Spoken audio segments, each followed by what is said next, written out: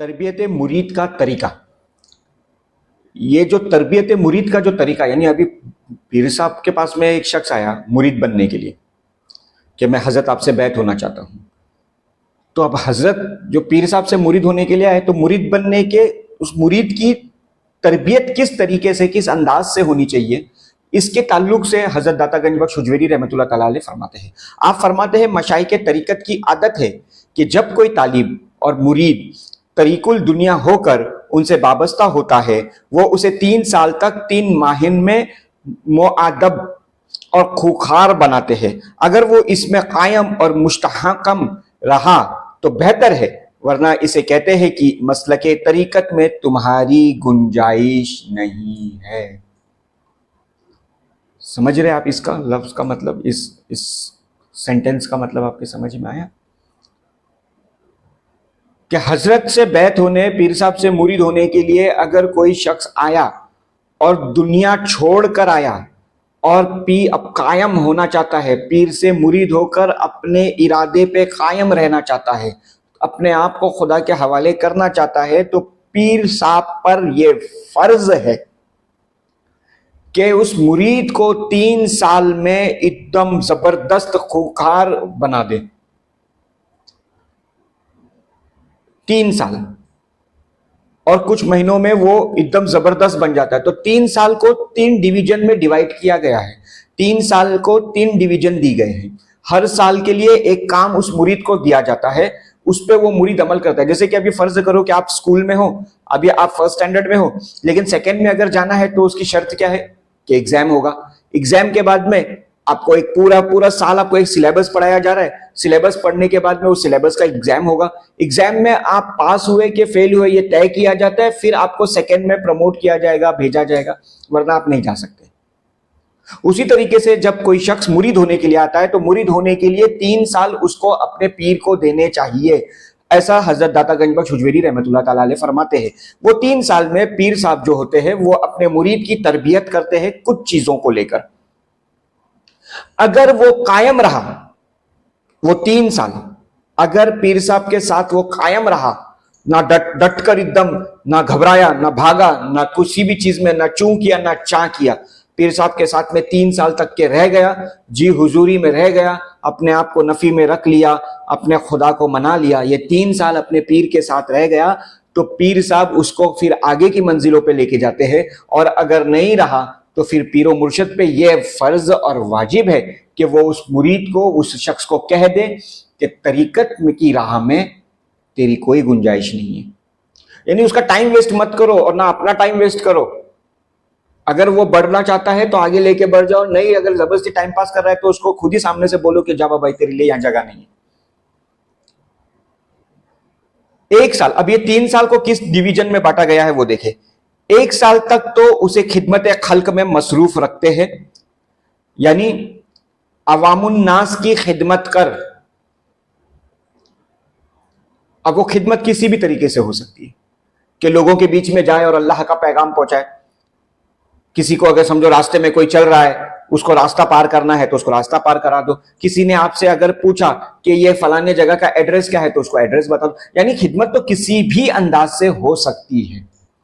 गरीबों की खिदमत करना, मुफलिसों की खिदमत करना, बीमारों की खिदमत करना, ये तमाम चीजें खिदमत हर तरीके से हो सकती है, जो उसको मखलूक के बीच में रहकर, अल्लाह के बंदों के बीच में रहकर अल्लाह के बंदों की खिदमत करना है। दूसरे साल से हक ताला की खिदमत यानी रियाजत, मुशाहिदा करते हैं। यानी दूसरा साल, अब पहला साल उससे पीर साहब क्या करवाते, अवामुन नास की खिदमत, यानी इंसानों की, हर एक मखलूक की। हाँ, अब इसमें जरूरी है कि सिर्फ इंसान नहीं आते उस खिदमत में, उसमें जानवर भी आते हैं, क्योंकि अल्लाह की मखलूक है ना, 18,000 आलम बनाया उसने। हम अगर मखलूक है तो जानवर भी तो मखलूक है ना, पेड़ पौधे भी तो मखलूक है ना। तो तमाम चीजों की, जिस चीज की अल्लाह ने इस दुनिया में पैदाइश किया है, वो तमाम चीजों की खिदमत 1 साल उसे करना होता है। दूसरे साल पीर साहब उसके अंदर ताब देखते हैं कि हाँ अब ये खिदमत गुजार हो गया है, क्योंकि हमारे बुजुर्ग लोग फरमाते हैं कि जो खादिम बनेगा वही मखदूम बनेगा। तो अब यह खादिम बन चुका है, मुकम्मल खादिम का काम कर रहा है, खिदमत गुजार है, तो फिर पीर साहब उसको दूसरे साल जो है उसको मुशाहिदा और रियाजात में लगा देते। रियाजात और मुशाहिदा क्या होता है? मुशाहिदा देखने को कहते हैं, रियाजात जो है अल्लाह के जिक्र को कहते हैं, उसको जिक्र अस्कार में लगा देते। अब यानी ये जो जिक्र अस्कार है, या तो पूरा दिन जिक्र कर या रात में तन्हाई में बैठकर अल्लाह से लौ लगा, अकेला, उसमें और कोई उसका हमसा नहीं होता। अल्लाह भी फरमाते हैं ना, मुझे तन्हाई की इबादत पसंद है, तो उसको तन्हाई की इबादतों में लगा दिया जाता है, खूब उसको रातों में जगाकर अल्लाह की इबादत में लगाया जाता है। तीसरा साल अपने दिल की हिफाजत करते हैं, खल्क की खिदमत इस तरह कराई जाती है कि वो खुद को सबका खादिम और उनको अपना मखदूम की मानिंद समझने, तलब ये कि बिला इस्तेशान सबको अपने से बेहतर जाने। अब ये जो तीसरा साल जो होता है उसकी दिल की हिफाजत कराई जाती है। यानी अब पहला साल जो था वो मखलूक की खिदमत थी, दूसरा साल जो था वो रियाजत और मुशाहिदे में था, तीसरा साल जो था वो दिल की हिफाजत का था, क्योंकि ईमान दिल में ही आना है और दिल अगर सही रहा तो सब कुछ सही चलेगा। तो पहले दिल को बनाया जाता है। अब यहां से, अब इसका मतलब ये नहीं कि 3 साल के बाद में फिर वो उसकी पीरी मुरीदी मुकम्मल हो गई, नहीं, मुकम्मल नहीं होती। 3 साल तो उसको चेक किया जाता है, 3 साल के बाद में फिर उसकी असल पीरी मुरीदी शुरू होती है। अब पहला जो साल था मखलूक की खिदमत का, उससे मुराद क्या थी? उससे मुराद ये थी कि जब बंदा किसी मखलूक की खिदमत करता है तो वो अपने आप को अदना समझता है कि मैं कुछ नहीं, जो कुछ है सो तू। जब बंदा मखलूक की खिदमत, अब उसमें जानवर भी आ रहे हैं, पेड़ पौधों की भी खिदमत आ रही है, तमाम चीजें आ रही है, साफ सफाई भी आ रही है। जब बंदा ये तमाम चीजों को अमल में लेकर आता है, ये तमाम चीजें मखलूक के बीच में जाके खिदमत करने लगता है, तो वो अपने आप को, उसके नफ्स को जेर करने लगता है। जब वो अपनी नफ्सों को जेर करने लग जाता है, जब उसको ये समझ में आ जाता है कि मैं तो कुछ हुई नहीं, मैं तो खादिम हूं, ये सब मखदूम है, उसको ये मानना पड़ता है। उसके बाद उनकी खिदमत को अपने ऊपर वाजिब जाने। इस सूरत की किसी तरह गुंजाइश नहीं है कि लोगों की खिदमत करते करते अपने आप को उनसे बेहतर और बेहतर समझे। ऐसी हालात बादशाहों और तवंगरों की होती है जो दर हकीकत आफताब, यानी समझे आप, यानी अब खिदमत तो कर रहा है, अब खिदमत करते करते पब्लिसिटी होती ना, फेमस हो जाते लोग, अरे वो बहुत अच्छा आदमी है, वो बहुत अच्छा आदमी है। तो उसमें कहीं ऐसा ना हो कि वो उसको शोहरत का, उसके ऊपर गलबा आ जाए, शोहरत की लज्जत उस मुरीद को मिल जाए, उस शख्स को लज्जत शोहरत मिल जाए। और अगर उसको इस चीज की लज्जत मिल गई, शोहरत की, अपने आप को फेमस करना चाहता है, लोगों के बीच में जाकर, लोगों की खिदमत कर कर, हर एक की बीच में जाकर अपने आप को फेमस करना चाहता है, इससे यह साबित हुआ कि वो शोहरत चाहता है। ऐसे लोगों की जगह नहीं है पीरी मुरीदी में, शोहरत का नाम ही नहीं है, शोहरत ये लफ्ज के लिए भी जगह नहीं है। अपने आप को वो बादशाह नहीं समझना, अपने आप को गुलाम ही समझकर चले। इसी तरह हक ताला का हक उस वक्त अदा कर सकता है जब वो दुनिया और आखिरत की तमाम ख्वाहिशों से खुद को महफूज रखे और सबसे कता ताल्लुक करके यकसू होकर उसकी इबादत में मुनहाकिक रहे। क्योंकि जब तक हक ताला की इबादत किसी से शय के लिए करता है तो वो गोया अपनी परस्तिश करता है, ना कि खुदा की। समझ में आई बात? कितनी बारीकियां हैं इस पीरी मुरीदी में। लोग तो मामूली मामूली समझ रहे, मुरीद हो जाना, मुरीद लफ्ज ही कितना भारी है। फिर बैत आगे चलना है, कयामत तक चलाना है, इसलिए भारी चीज है पीरी मुरीदी। लोग हल्के में ले रहे। हजरत क्या फरमा रहे कि कौन, फिर वो क्या होता है कि उसका ताल्लुक दुनिया से खत्म हो जाना चाहिए, उसकी तमाम नफसानी ख्वाहिशात को उसने खत्म करना चाहिए, उसके दिल से तमाम चीजें निकल जानी चाहिए, तब जाके उसका दिल खुदा की तरफ लगता है, उसका जहन खुदा की तरफ जाता है। इबादत खुदा की कैसे करना चाहिए मुरीद ने? वो शख्स इबादत खुदा की कैसे करना चाहिए? एक सुई, एक, क्योंकि अल्लाह एक है, अल्लाह के रसूल एक है, कुरान मजीद एक है, एक पीर मिला और एक ही पीर के एक तुम मुरीद बन के रहना, ऐसा हमारे पीरो मुर्शिद भी फरमाते हैं।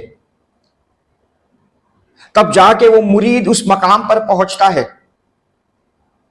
एक खुदा की इबादत एक बंदे ने एक सू होके करना, तमाम ख्यालात दुनिया को, तमाम नफसानी ख्यालात को अपने अंदर से निकाल देना और फिर खुदा की इबादत करना। और दिल की हिफाजत उस वक्त कर सकता है जबकि अपने दिल को मजबूत करके पूरी दिल जाम और तमाम गम और अफकार से पाक और साफ करके गफलत के वक्त हुजूर कल्ब के साथ मशगूल हो। जब मुरीद हक कोश में ये तीनों खसलतें पैदा हो जाती है तब उसके लिए गुड्डी पहनना जायज है। अब दिल की हिफाजत करना है, तीसरा साल जो दिल की हिफाजत है। क्यों दिल की हिफाजत है? ताकि उसके दिल से गम निकल जाए, खुशी निकल जाए, हर चीज का एहसास निकल जाए। और जब कभी उसको गम आए, जब कभी वो मुसीबत ज़दा हो जाए, तो उसके दिल में उस वक्त भी गम के लिए जगह ना हो, वो खुदा के लिए जगह रखे।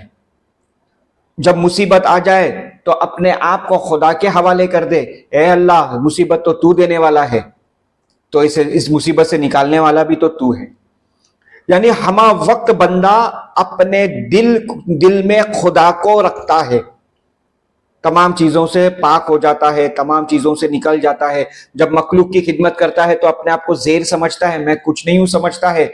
जब रियाजात और मुशाहिदा करना लगता है, जब रियाजात और मुशाहिदा करने लगता है तो खुदा के हुजूर में हाजिर हो जाता है, अपने आप को खुदा के हवाले कर देता है। और जब दिल की हिफाजत करने लगता है तो दिल की हिफाजत के साथ अपने ईमान की हिफाजत करने लग जाता है। ये 3 साल मुरीद के लिए अहमियतदा होते हैं। जब ये 3 साल मुरीद के ऊपर, अब ये तो मुरीद की तरबियत है मियाँ, अभी पीरी मुरीदी इल्म बाकी सब बाकी है। ये 3 साल पीर साहब चेक करते मुरीद को, और फिर 3 साल के बाद अब मुरीद अगर चाहे तो फकीरी लिबास पहन सकता है। अभी खिलाफत की बात नहीं हो रही है, फकीरों में शुमार, अब उसका नाम वो फकीर है, ये लफ्ज इस्तेमाल कर सकता है। लेकिन जब शेख कामिल अपने किसी मुरीद को गुड्डी पहनने की इजाजत मरहमत फरमाए तो उस वक्त शेख पे लाजिम है कि वो मुरीद में ये देखे कि वो अब मुस्तकमिल होकर तरीकत के तमाम नसीब और फराइज से गुजर चुका है या नहीं। समझे? अच्छा, अब गुड्डी पहनने का इरादा कर रहा है, मुरीद बोलता है 3 साल हो गया पीर साहब, मैं अभी फकीर बन चुका हूं क्या? अपना लिखते ना, अरे 2 साल के बच्चे होते नहीं घर में, पीर साहब उसके नाम के आगे सूफी लिख देते। सूफी का, उसको सूफी किसको बोलते नहीं मालूम होता। अपने आप को फकीर, अब जरूरी नहीं है, याद रखो ये बिल्कुल जरूरी नहीं है। हमारे बुजुर्गों ने फरमाया कि वली के घर में भी शैतान पैदा हो सकता है और शैतान के घर में भी वली पैदा हो सकता है। और यहां मुरीदों के लिए इतना आ रहा कि 3 साल उसको चेक किया जाए, उससे खिदमत कराई जाए, उसको रियाजत कराया जाए, उसके दिल को पाक करने का उसको तरीका बताया जाए, और फिर जाके उसको वो लफ्ज फकीर अपने नाम के साथ में जोड़ सकता है, गुड्डी पहन सकता है।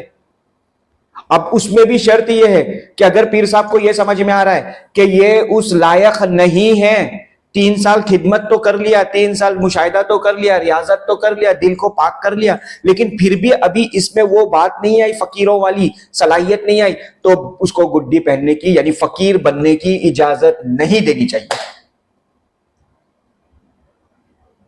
हाँ, लेकिन अगर उसमें वो बातें आ रही है, वो खसलतें पैदा हो रही है, फकीरी बनकर फकीरी जिंदगी गुजारने को वो तैयार है, उसमें वो बात दिख रही है, तो फिर पीर पे भी लाजिम है कि वो उसको फकीरों की जमात में उसको शुमार करे। नीज शेख तरीकत ये भी मुलाहाजा फरमाए कि ये मुरीद अहवाल की किसी मंजिल तक रसाई हासिल कर सकेगा, और ये कि वापस होने वालों में से होगा या वाकई होने वालों का या कामिलों में से होगा।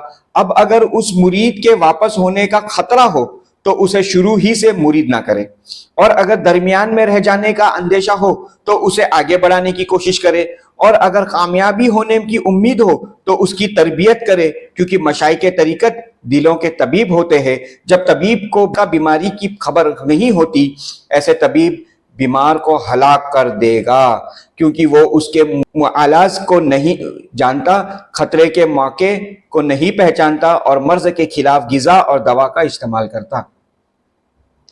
अब पीर साहब ने क्या देखना चाहिए? ये देखना चाहिए कि वो रियाजत में, मुशाहिदे में और उसके मकाम और मंजिल में आगे भी बढ़ रहा है या नहीं बढ़ रहा है। पीर साहब को मुरीद की मंजिलों की खबर होनी चाहिए। पीर साहब का काम है कि वो ये जाने, अपने मुरीद की पूरी खबर रखे। अच्छा, खबर रखने से मुराद ये नहीं है कि वो दुनिया में क्या कर रहा, क्या खा रहा, क्या पी रहा, उससे पीर साहब का लेना देना नहीं है। पीर साहब का लेना देना तो ये है कि ये अपने अंदर हराम लुकमा तो नहीं उतार रहा, हराम लुकमा ना उतारे बल्कि हलाल गिजा के बारे में पीर साहब बताए। उसकी रूह की तरबियत पीर साहब ने करनी चाहिए। हम वक्त पीर की नजर उसके मुरीद पर होनी चाहिए। अब अगर पीर साहब को डॉक्टर है, समझो फर्ज करो जैसे कि डॉक्टर साहब फरमा रहे कि डॉक्टर है, तबीब, तबीब मतलब डॉक्टर, हकीम को कहते हैं तबीब, डॉक्टर को कहते हैं, डॉक्टर है और डॉक्टर को मरीज की बीमारी के बारे में पता चल गया कि इसको ये दवा देनी चाहिए, इसकी बीमारी ये है और इसके लिए ये सुटेबल मेडिसिन है, ये दवाई इसके मर्ज का इलाज करेगी। तो जब मर्ज पता चल चुका है तो उस हिसाब से दवाइयां दी जाए। अब पता चला उसको कुछ और बीमारी और कुछ और दवा दे दिए तो पता चला फिर तो वो नुकसान हो जाएगा, मरीज का नुकसान हो जाएगा। उसी तरीके से जब पीर को यह पता चल गया कि उसका मुरीद जो है वो आगे बढ़ना चाहता है, तो पीर पे लाजमी है कि अगर वो आगे बढ़ने की कोशिश तो कर रहा है, मुरीद आगे बढ़ने की कोशिश तो कर रहा है लेकिन बढ़ नहीं पा रहा है, तो पीर साहब ने ऐसे मुरीद को आगे बढ़ाना चाहिए, उसकी मेहनत, उस पर मेहनत करना चाहिए, उसको आगे लेके जाना चाहिए, ना कि उसका साथ छोड़ देना चाहिए। कौन से मुरीद जो आगे बढ़ना चाहते हैं लेकिन बढ़ नहीं पा रहे, दरमियान में रुक गए, तो उनको हाथ पकड़ो और उनको आगे लेके चले जाओ। उनको देखो कहां पे वो फंस गए, वहां से निकाल कर आगे लेके चले जाओ। और अगर मुरीद मकाम मंजिल को तय करना चाहता है और फिर उससे हो नहीं रहा है तो पीर साहब ने ये करना चाहिए कि उसके मकाम, उसकी मंजिलों पर उसको पहुंचाना चाहिए। पीर का मतलब ही रहबर होता है, रहबर का मतलब गाइड होता है, गाइड करने वाला, रहबरी करने वाला मतलब रास्ता बताने वाला। तो पीर साहब पे लाजमी है कि वो अपने मुरीदों को रास्ते बताए, सही रास्ता बताए, खुदा तक पहुंचने का रास्ता बताए। अब कुछ मुरीद कैसे होते हैं मालूम, टाइम पास के लिए भी मुरीद होते हैं ना। कुछ लोग तो टाइम पास, पीर साहब बहुत अच्छे लगे, बयान बहुत अच्छा लगा, मुरीदा बहुत दिख रहे, उनको मतलब नहीं होता विलायत से, उनको मतलब नहीं होता मकाम से, मंजिलों से, उनको फर्क भी नहीं पड़ता, वो तो सिर्फ अपनी दुनिया बनाने के लिए आते। तो अगर पीर को यह पता चल जाए कि यह शख्स मेरे पास सिर्फ अपनी दुनिया बनाने के लिए आ रहा है, तो ऐसे पीरों ने पहले ही ऐसे शख्स को मुरीद ना बनाए, उसको भेज दो वापिस। आगे बढ़ाने के लिए पीर साहब ने मेहनत करनी चाहिए और मुरीद ने भी मुरीद तभी बनना चाहिए अगर उसकी ख्वाहिश सिर्फ खुदा है और वो खुदा तक जाना चाहता है, अपने मकाम, अपनी मंजिलों को तय करते हुए खुदा तक पहुंचना चाहता है, तो फिर मुरीद बनो, वरना मुरीद भी मत बनो। ये मैं खुले लफ्ज में कहता हूं। एक हदीस में आता है, हुजूर अकरम सल्लल्लाहु ताला अलैहि वसल्लम फरमाते हैं, अपनी कौम में शेख ऐसा होता है जैसे कि अपनी उम्मत में नबी। अंबिया अलैहिस्सलाम ने जो अपनी कौम को दावत और तबलीग फरमाई, वो उम्मत के हालात से वाकिफ होकर फरमाई और उनको बिल्कुल उनके मिजाज के मुआफिक दवा दी ताकि दावत का मकसद पूरा हो जाए। लिहाजा विलायत रब्बानी में कमाल के लिए इन 3 साल के रियाजत और मुशाहिदे के बाद शेख तरीकत उसकी आगे तरबियत फरमाए। ऐसी रियाजत में जब कामिल हो जाए तो उस वक्त गुड्डी पहनने की इजाजत देने में मुस्तनीब है। हुजूर अकरम सल्लल्लाहु अलैहि वसल्लम क्या फरमा रहे हैं, हदीस क्या है सरकार दो आलम सल्लल्लाहु ताला अलैहि वसल्लम की, कि शेख, पीर, गाइड करने वाला कैसा होता है? ऐसा होता है जैसे नबी होता है, उम्मत में नबी होते हैं। अब नबी का ऊपर काम क्या होता है, नबी की ड्यूटी क्या होती है पता है? नबी की ड्यूटी ये होती है कि वो अपने उम्मत को खुदा के बारे में बताए। तो पीर की ड्यूटी ये होती है कि वो जिसको बैत कर रहा है वो अपने मुरीदों को खुदा के बारे में बताए, समझाए, खुदा की याद, खुदा की तड़प में वो अपने मुरीदों को लगाए, दावत हक की दे, दावत तबलीग की करे, खुदा की तबलीग करे, कलमा तैयबा की, हक की बात करे, अल्लाह और उसके रसूल पर ईमान लाने की बात करे, फजूल बात ना करें। और जब 3 साल, अब ये 3 साल थे मुरीदों के, जब मुरीद ये 3 साल तय कर लिया और पीर साहब ने देखे कि ये तीनों साल वो बराबर पीर की बात पे अमल कर रहा है, फरमा बरदारी और वफादारी से उस पर अमल कर रहा है, ये तीनों शर्तों पर, अब पीर साहब पर लाजमी है कि आगे की तरबियत करे। अब यहां होता क्या है, 20-20 साल पीर साहब की खिदमत में रहते, अलीफ का मुरीद को बे भी नहीं पता होता। मैंने देखा है, कितने तो ऐसे ही मर जाते खिदमत कर करके। हाँ, लेकिन उसका सिला खुदा बराबर देगा, खुदा देता ही है सिला। लेकिन होता क्या है कि मुरीद की तरबियत की जाए। दाता साहब अपनी किताब में फरमा रहे हैं कि मुरीद की तरबियत की जाए। 3 साल अगर वो रह गया है तुम्हारे पास, इसलिए इसका मतलब यह है कि वो फर्माबरदार और वफादार है। अब उसकी तरबियत करो, आगे के मकाम और मंजिलों को उसको बताए और फिर उसको फकीरों में शुमार करे। गुड्डी पहनने की शर्त बिल्कुल कफन पहनने की शर्त के मानिंद है। जिस तरह की मुर्दा जिंदगी की लज्जतों से महरूम हो जाता है, हयात दुनिया की खुशियों से किनारा कशी इख्तियार कर लेता है, उसी तरह जब मुरीद गुड्डी पहन लेता है तो वो अपनी तमाम जिंदगी को हक ताला के हुकूक की अदायगी और उसकी खिदमत में अपनी तमाम जिंदगी वक्फ कर देता है। नफसानी ख्वाहिश में किनारा कशी हो जाना जरूरी जानता है। वो मुरीद ये कैफियत पैदा हो जाती है, तब शेख तरीकत गुड्डी पहनने की इजाजत देते हैं ताकि वो उसका हक अदा कर सके और किसी किस्म की ख्वाहिश दिल में ना ला सके। समझ रहे आप क्या बात हो रही है? गुड्डी पहनना मतलब फकीरी लिबास पहनना क्या है? कफन पहनने के बराबर है। कफन पहन लिया उसने। क्यों कफन की तरफ इशारा दिया जा रहा है पता है? मुर्दा जो होता है, जो मरा हुआ शख्स होता है, वो जब कफन पहन लेता है उसको किसी चीज की ख्वाहिश नहीं होती, उसके अंदर किसी चीज का नफ्स नहीं होता, तलब नहीं होती। अब मुर्दे को जाकर अगर तुम बोलेंगे बिरयानी अकनी पुलाव खाता क्या, वो खाएंगा क्या? उसको तुम बोलेंगे तेरे को अच्छा लिबास पहनाओ, तू पहनता क्या? मुर्दे को पूछेंगे तेरी तमन्ना क्या है बता, वो बता सकता है क्या? नहीं बता सकता, क्योंकि अब उसकी तमाम नफ्स खत्म कर दी गई है। वो अब खुदा के हवाले हो चुका है। बस मुरीद ने भी ऐसा ही रहना। गुड्डी पहनने के बाद, फकीरी लिबास इख्तियार करने के बाद, पीरी मुरीदी में आने के बाद मुरीद ने भी इसी तरीके से, इसी हाल से गुजरना कि वो अपनी तमाम नफसानी ख्वाहिशात को खत्म कर देना, अपनी तमाम लज्जतें जिंदगी को खत्म कर देना, अपने आप को खुदा के हवाले कर देना। अब जो खुदा चाहे। और जब कभी देखे क्या मुर्दे को उठ के वो कब्र में खुद ही गया क्या? नहीं, उसको दफनाने के लिए कुछ लोग लगते, उसको निलाने के लिए कुछ लोग लगते, उसके नमाज पढ़ने के लिए कुछ लोग लगते। तो पता चला मुर्दे के इख्तियार में कुछ नहीं रहता, बस मुरीद के भी इख्तियार में फिर कुछ नहीं रहना चाहिए। उसका भी तमाम चीजें फिर अल्लाह खुद करवाता है, किसी के जरिए कराता है। लेकिन किस मुरीद की बात हो रही है वो समझ ले आप। उस मुरीद की बात हो रही है जिसने अपने आप को मुकम्मल तौर पे खुदा के हवाले कर दिया, अल्लाह की रजा में राजी हो गया। ऐसे शख्स के अल्लाह खुद ही उसकी हिफाजत करता है, ऐसे शख्स के तमाम काम अल्लाह खुद पूरे करता है, ऐसे शख्स को अल्लाह खुद आगे लेके जाता है।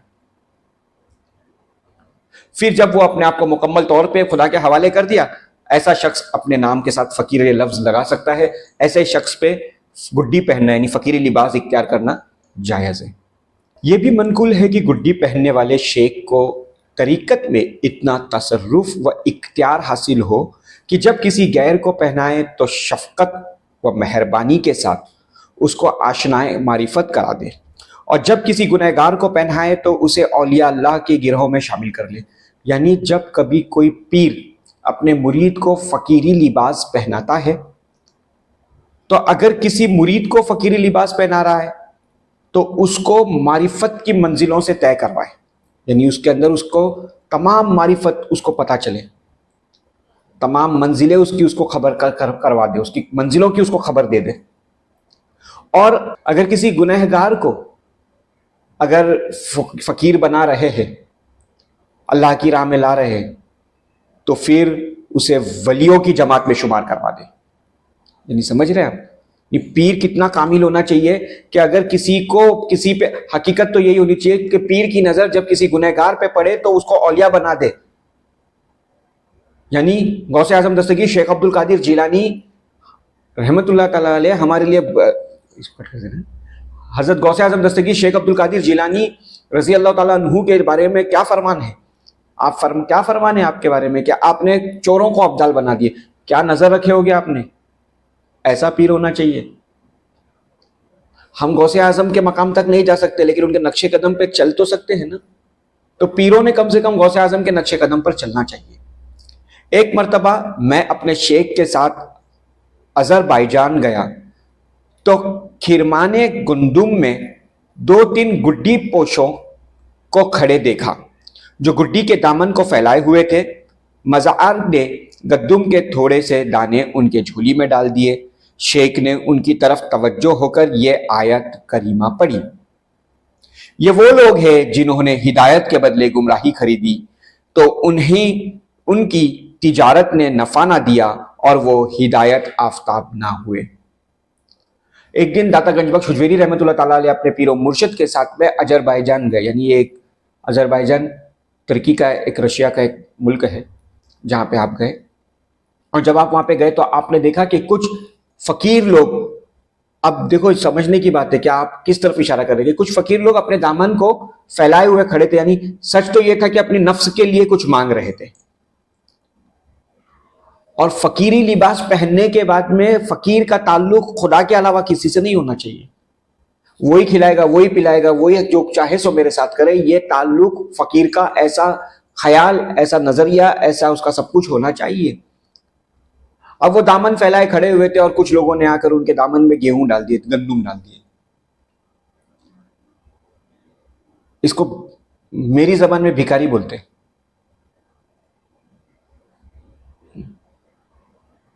माज़अल्लाह अस्तगफिरुल्लाह, मैं माफी चाहता हूं अगर मुझसे कोई गलत बात निकल रही है तो, लेकिन यही हकीकत है। फकीर का सारा ख्याल, सब कुछ फकीर का तो खुदा होना चाहिए।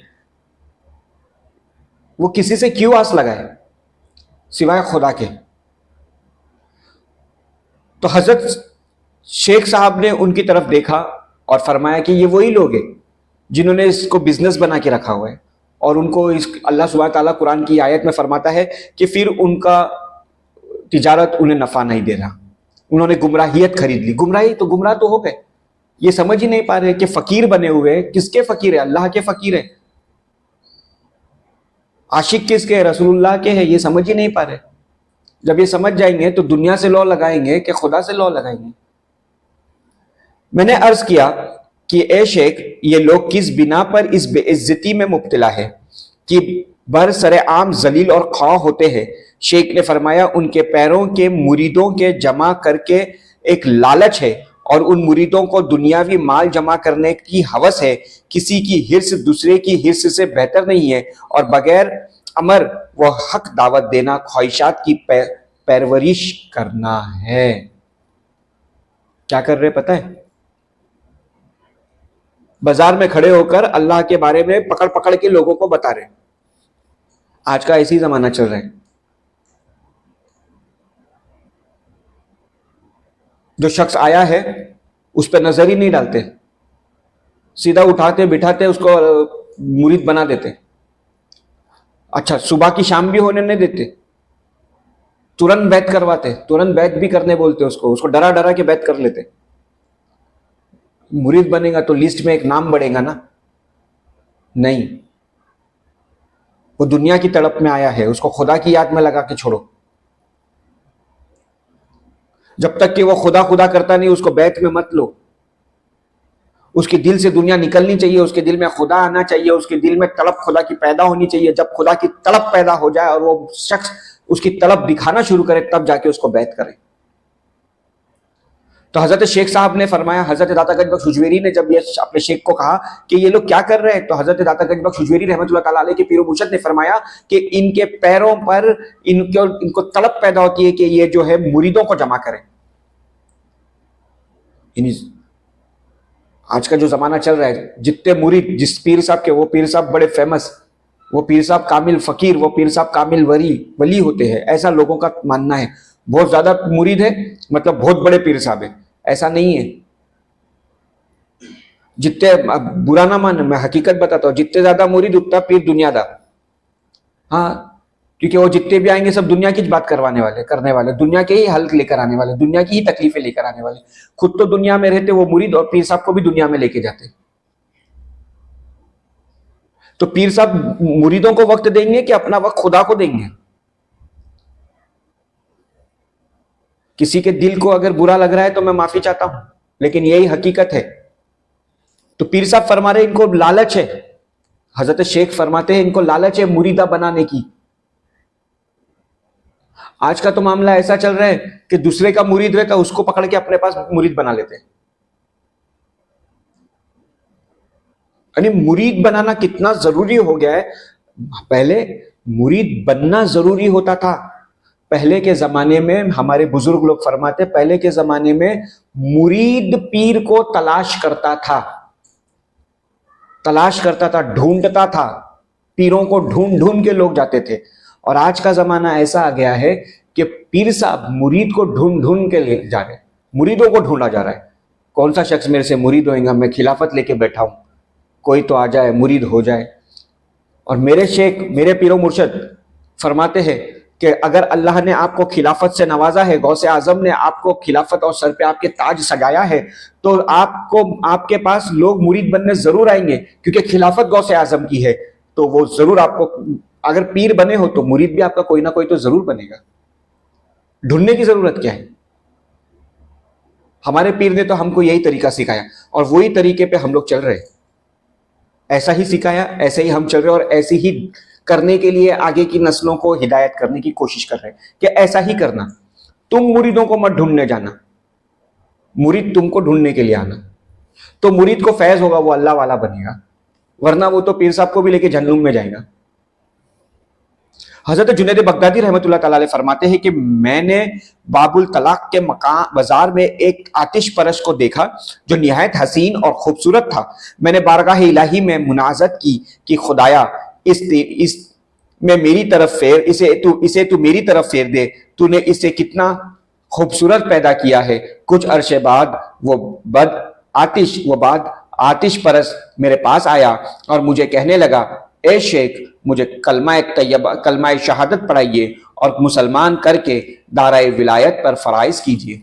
देखो, एक तो पीर कैसे होते हैं, पकड़ पकड़ के मुरीद बना रहे, पकड़ पकड़ के। आया हुआ शख्स जाना नहीं चाहिए, बस उसको मुरीद बना दो, अपनी लिस्ट में एक नाम ऐड करवा दो। और हजरत जुनैद बगदादी रहमतुल्लाह ताला अलैह क्या कर रहे हैं? आपका मामूल क्या है? देखो आप क्या कर रहे हैं कि आप एक बाजार में गुजरे तो वहां पे एक लड़का, आपकी नजर एक शख्स पे पड़ी, एक लड़के पे पड़ी जो बड़ा खूबसूरत था, आतिश परस्त था, यानी गैर मुसलमान था। आपने क्या किया? आप उसके पास नहीं गए कि आजा मैं तेरे को इस्लाम की दावत देता हूं, नहीं गए। आपने क्या किया? आपको मालूम था कि हिदायत देने वाला तो जात अल्लाह की है। आपने अल्लाह से दुआ की और अल्लाह से क्या दुआ की है? ए अल्लाह, तूने इस शख्स को इतना खूबसूरत बनाया है, ए अल्लाह तू इसे हिदायत दे, इसे कलमे की तौफीक दे, इसे दारा इस्लाम में कबूल कर ले, इसे तू मेरे पास भेज दे ताकि मैं तेरी याद में लगा दूं।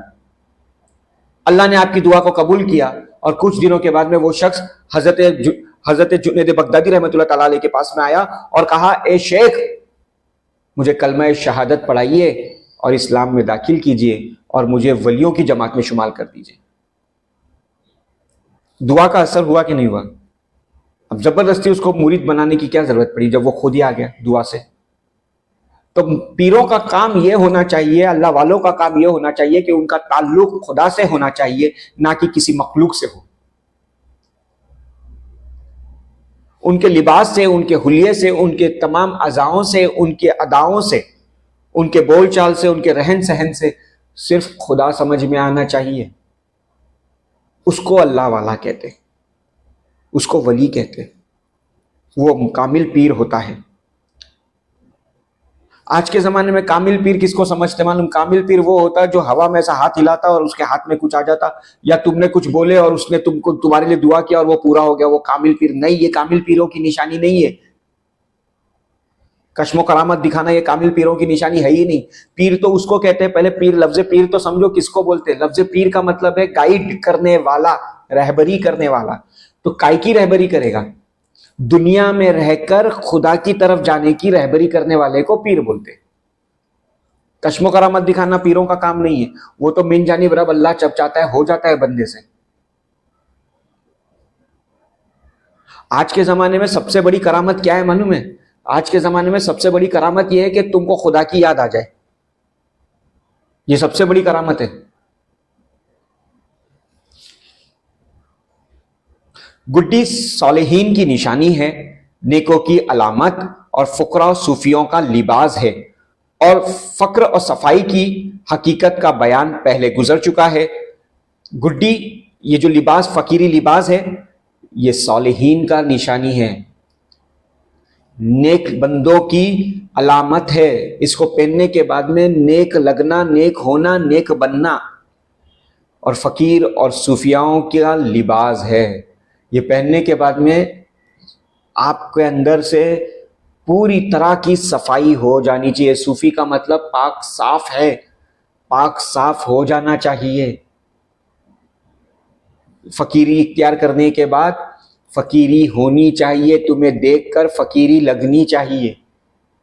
तुम फकीरों की जमात में शुमार आसानी से तो हो गए, मगर रहना बड़ा मुश्किल हो जाता है, मगर रहकर आसानी कर सकते हो। अपनी राह को आसान करो। आज हमने फकीरों के लिबास के ताल्लुक से इतनी सारी समझ अल्लाह सुब्हाना ताला ने हमें अता किया, दाता गंजबख्श हुजवेरी रहमतुल्लाह ताला अलैह के जरिए। मैं दुआ करता हूं कि अल्लाह सुब्हाना ताला हमें नेक सही समझ अता करे, पीरों को भी और मुरीदों को भी अल्लाह सिराते मुस्तकीम की सही रास्ते पर चलाए। मैं दुआ करता हूं अल्लाह हमें दाता गंजबख्श हुजवेरी रहमतुल्लाह ताला अलैह की किताब से हिदायत अता करते हुए उनकी किताब पर मुकम्मल तौर पर अमल करके सूफियों का फैज़ हासिल करने वाला बनाए। व आखिर दावाना अनिल हम्दो लिल्लाहि रब्बिल आलमीन। अस्सलामु अलैकुम व रहमतुल्लाहि व बरकातुहू।